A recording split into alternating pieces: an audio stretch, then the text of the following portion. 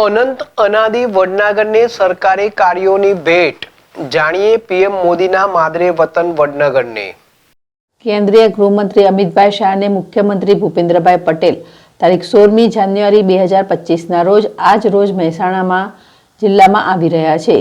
ત્યારે જાણીએ અનંત અનાદિ વડનગરને વડાપ્રધાન નરેન્દ્રભાઈ મોદીની પ્રેરણાથી મુખ્યમંત્રી ભૂપેન્દ્રભાઈ પટેલના માર્ગદર્શન રાજ્ય સરકાર વડનગરના સમૃદ્ધ સાંસ્કૃતિક વારસાની જાળવણી અને સંવર્ધન માટે તેમજ આ ઐતિહાસિક નગરમાં પાયાની અને પ્રવાસન સુવિધાઓ વિકસિત કરવા માટે વિશેષ પ્રયાસો કરી રહી છે। વડનગર પર ITI Kharagpur, ITI Guwahati, ITI Gandhinagar અને આઈટી રૂડકી તરફથી વ્યાપક બહુ વિષયક શોધ શરૂ કરવામાં આવી। 2500 વર્ષ કરતાં વધુ સમયથી સતત ધબકતું રહેલું આ શહેર 7 અલગ અલગ રાજવંશોનું શાસન હેઠળ રહ્યું છે। વડનગર મુખ્ય વ્યાપારી માર્ગ પર સ્થિતિ હોવાને લીધે હિન્દુ, બૌદ્ધ, જૈન અને ઇસ્લામ ધર્મોનું સંગમનું એક જીવંત કેન્દ્ર હતું। આ શહેર સાંસ્કૃતિક અને ઐતિહાસિક ધરોહરનો અણમોલ ખજાનો છે। તમામ ઐતિહાસિક ખાસિયતો ધરાવતું હોવા છતાં લોકોથી અજાણ્યું રહેલું વડનગર તે સમયે દેશ અને દુનિયાના નકશા પર ઉભરી આવ્યું જ્યારે અહીંની ભૂમિમાં જન્મેલા નરેન્દ્રભાઈ મોદી ભારતના વડાપ્રધાન બન્યા। વડાપ્રધાન નરેન્દ્ર મોદીએ વડનગરના ઐતિહાસિક મહત્વ અને મહાભારત કાળથી જે નગરી ગુજરાતની ધરતીને શોભાવી રહી છે તે વડનગર આંધ્ર પ્રદેશની રાજધાની પણ રહી હતી। દ્વારકાધીશ કૃષ્ણની નગરી, દ્વારકાની સમકાલીન અને કૃષ્ણ ભક્ત કવિ નરસૈયાની દુહિત્રી શર્મિષ્ઠાની નગરી વડનગર ગુજરાત રાજ્યનું અનોખું ઘરેણું છે। વડનગરના પુરાતત્વીય સ્થળો, જળ, સ્થાપત્ય, સાંસ્કૃતિક વારસો અને આ નગરીનું વધુ સમૃદ્ધ કરે છે। પ્રાચીન સમયમાં તેની ઐતિહાસિક અને સાંસ્કૃતિક જાહો જલાલીના કારણે આ નગરી વિશ્વના મુસાફરો સંશોધકોમાં ખૂબ પ્રચલિત બની હતી। પુરાતન સમયની અનેક યાદો અને ભવ્ય ભાતીગર ઇતિહાસ વર્ષોથી આ નગરીએ સાચવ્યો છે। 100 દરવાજા, શર્મિષ્ઠા તળાવ, હાટકેશ્વર મંદિર, ગુજરાતની ઓળખ કીર્તિ તોરણ અને સંગીતજ્ઞ નાગર બેલડી તાનારીરીનું નગર એટલે વડનગર। વડનગરના ઉલ્લેખો વિવિધ પ્રાચીન ગ્રંથો અને શિલાલેખોમાં જોવા મળે છે, જેમાં વડનગરનું પ્રાચીન નામ ચમત્કારપુર, આનંદપુર, આનર્થપુર, વૃદ્ધનગર હતું। આ નગરીનો ઉલ્લેખ નાગરખંડ શિલાલેખો સહિત અનેક જગ્યાએ કરવામાં આવ્યો છે।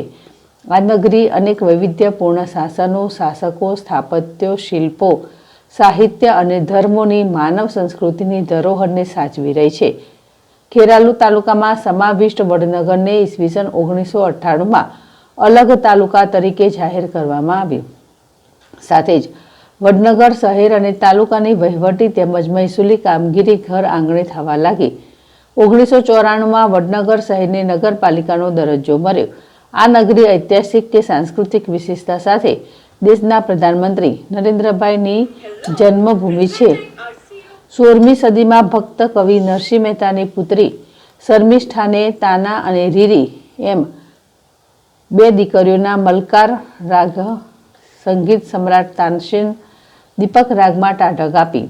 બાદશાહ અકબરે આ બંને બહેનોને દિલ્હી તેડી લાવવા સેનાપતિઓને વડનગર મોકલ્યા। આ બહેનોએ આત્મબલિદાન આપ્યું। તાનારીરીના આ બલિદાનના પ્રતીક રૂપે બંને બહેનોની સમાધિ અહીં આવેલી છે। રાજ્ય સરકારે આવી વીરાંગના કલાધારીની બહેનોને સુરાંજલિ અર્પવા માટે તાનારીરી ગાર્ડનનું નિર્માણ કર્યું છે। કારતક સુદના નોમના દિવસે પ્રતિવર્ષ 2003થી તાનારીરી મહોત્સવનું વડનગરમાં આયોજન કરવામાં આવે છે। રાજ્ય સરકાર દ્વારા દર વર્ષે તાનારીરી સંગીત સન્માન એવોર્ડ આપવામાં આવે છે। मैं त्रिपुरा से आई हूँ। मेरा स्कूल का नाम पीएम श्री जवाहर नवोदय विद्यालय है। पहले तो मैं हमारे पीएम नरेंद्र मोदी जी को बहुत ही दिल से शुक्रिया अदा करना चाहूँगी कि मुझे यहाँ पर आने का अवसर दिया गया। और मैं सबसे ज़्यादा खुश तो इस बात से हूँ यहाँ पर आके कि मेरा एक हैबिट है कि मैं लोगों के सामने खुल के बात नहीं कर पाती थी, लेकिन यहाँ पर आके मैं अपना ये कॉन्फिडेंस लेवल जो है वो बढ़ा पा रही हूँ। और इधर में बहुत सारे स्टेट्स के लोगों से मैं मिल पा रही हूँ, बहुत सारे फ्रेंड्स हैं, मुझे बहुत कुछ सीखने का मौका मिल रहा है, जैसे कि उनका लैंग्वेज, उसके खाने पीने का तरीका ऐसा।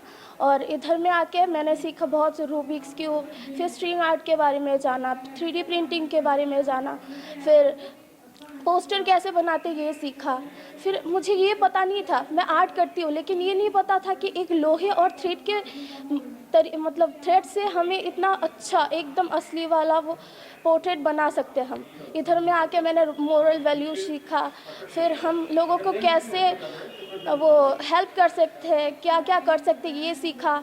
फिर हमें टूर पे ले जाया जाता है, फिर हम वो जो खुदाई हुआ चीज़ है वो नीचे से क्या क्या मिला है, स्कल्पचर वगैरह, उनके बारे में हम